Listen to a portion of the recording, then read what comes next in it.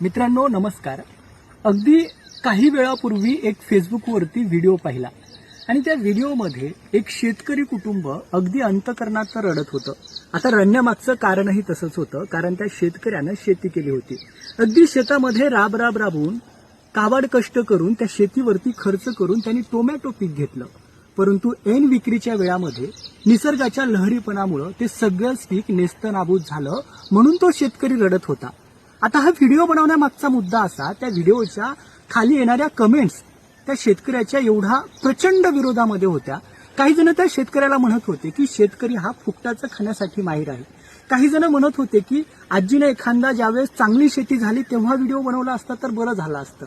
म्हणजे आमच्या या देशामध्ये जो शेतकरी आहे, काळ्या शेतामध्ये राबून काळ्या आईच्या खुशीमधनं हिरवं सोनं पिकवतो आणि तुमचं आमचं जीवन अगदी समृद्ध करत असतो, त्या शेतकऱ्याच्या बाबतीत तुमचे एवढे घृणास्पद विचार असतील. म्हणजे आमच्या देशामध्ये शेतकऱ्याचा विरोध करणारे अशी एक जमात आहे. एकीकडे राजकारणी लोक, एक कर्मचारी लोक हे प्रचंड मोठे घोटाळे करत असतात. त्या घोटाळ्यावरती ही जमात मात्र चकार शब्द बोलत नाही, परंतु शेतकऱ्यावरती बोलण्यासाठी यांचे नेहमीच बोट त्याला ट्रोल करण्यासाठी तत्पर असतात.